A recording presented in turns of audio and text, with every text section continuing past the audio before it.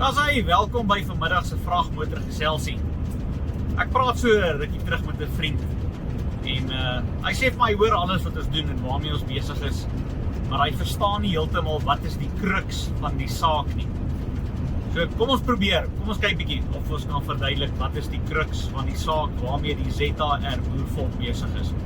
In 1902 met die verdrag van vereniging wat Afrikaners is wat teen die boervolk beklei het saam met die Engelse, het dit basies so gebeur dat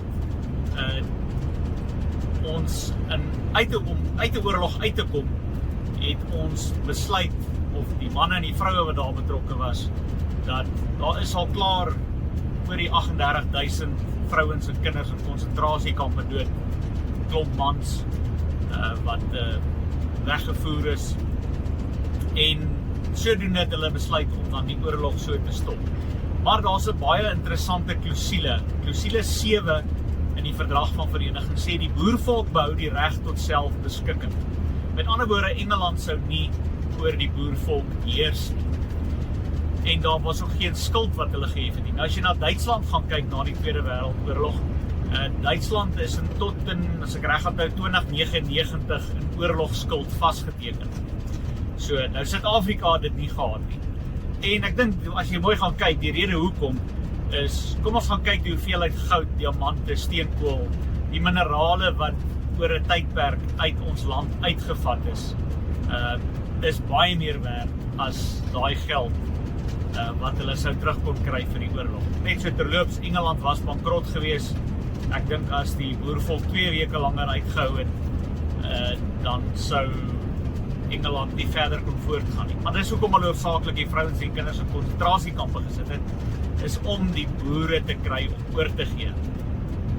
Nou jy moet die hele ding bietjie fyner gaan bestudeer, dit is dalk 'n bietjie lang gesprek vir nou, maar dit kom neer op die boervolk behou daai reg. Nou as jy nie kan bewys dat jy deel is van die ZAR boervolk nie, dan kan jy nie aanspraak maak op dit wat verloor is nie. Nou kom ons gaan kyk in 1955 was daar in die VN se resolusie 1514 is daar besluit dat alle grond wat gesteel is moet terugbesorg word aan die regmatige erfgename.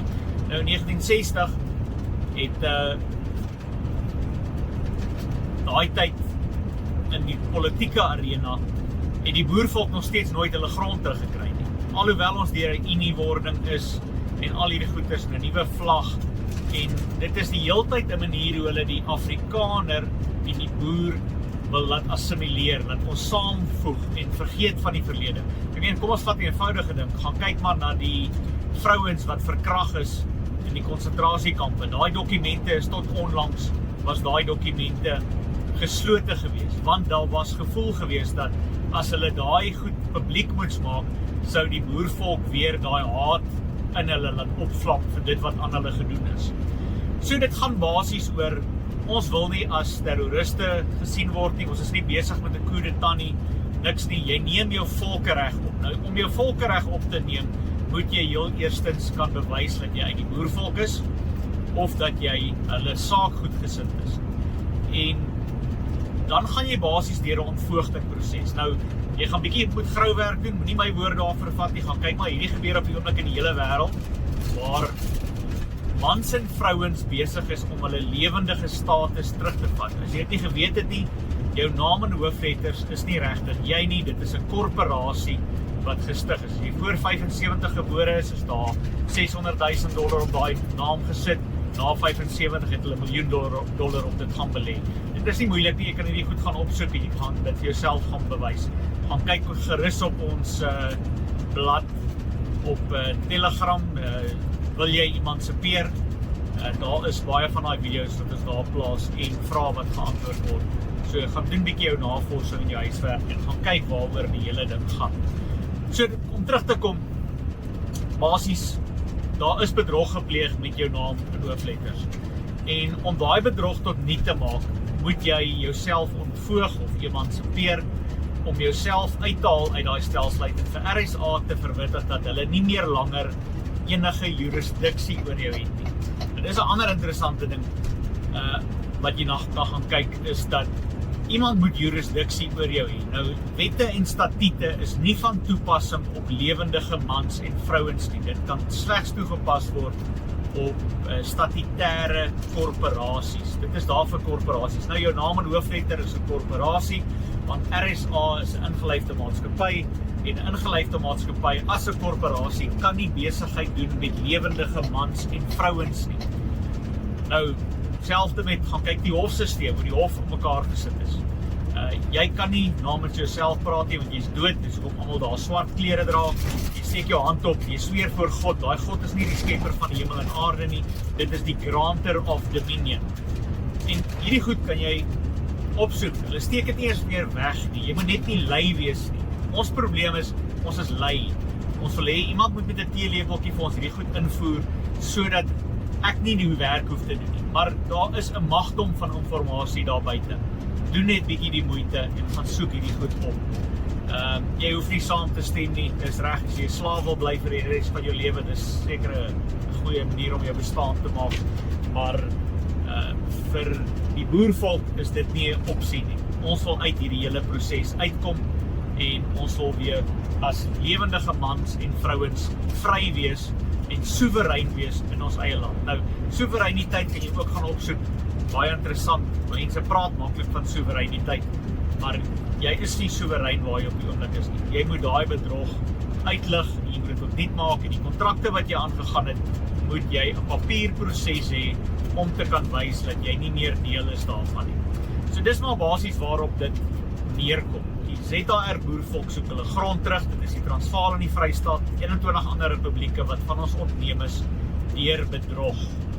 En so moet ons maar net die ding by die horings pak, en stelselmatig sal ons uit hierdie ding uitkom, en daar is 'n magdom van kennis wat jy kan gaan opbou daar buite, waarna jy kan kyk, en raak betrokke, moenie een kant staan nie. Eendrag maak mag.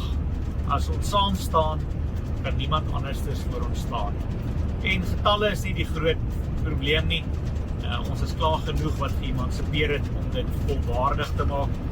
Al die staatsdepartemente is in kennis gestel, binnelands sowel as buitelands, van die koningin tot die Privy Council, Den Haag, in Suid-Afrika, die howe, die verskillende departemente, die polisie, die weermag, die president, almal het hulle kennisgewings gekry, en nie een van hulle het kapsie gemaak teen ons stellings nie. Ons het selfs ook al dokumente wat in die hof geliaseer is, wat onder eed is, en die van julle dalk 'n bietjie regsagtergrond het, as jy 'n beëdigde verklaring aflê, en niemand betwis daai verklaring nie, dan staan dit vas. So, ons het geen terugvoering gekry van enige van hierdie departemente na hulle lewering nie, en hulle het almal 30 dae kennis gehad om kapsie te maak teen ons stellings, teen ons dokumentasie wat ingedien is, en nie een van hulle het gekies om dit te doen. Dit werk maar dieselfde net as daar 'n aanmaning by jou land, en jy reageer nie daarop nie, dan is jy eenvoudig skuldig as jy nie opdaag om dit te verweer nie. Werk op dieselfde prinsip. So raak betrokke by die ZAR boervolk. Jy kan op ons webwerf gaan kyk, zarboervolk.com. Daar is net een ZAR boervolk wat 'n mandaat het van die boervolk wat kan bewys hulle is boere. En daar is nog hope boervolk, burgers daar buite wat nog nie geëmansipeer het nie, wat dalk nie weet van hierdie proses nie. Ons vlieg 'n wit vlag, ons staan nie vir oorlog nie. Dit beteken nie ons is onnosel nie. Wees is altyd gereed vir enigiets. Ja, dan bou is die ding maar van daar af. Seën vrede, als het mooi is.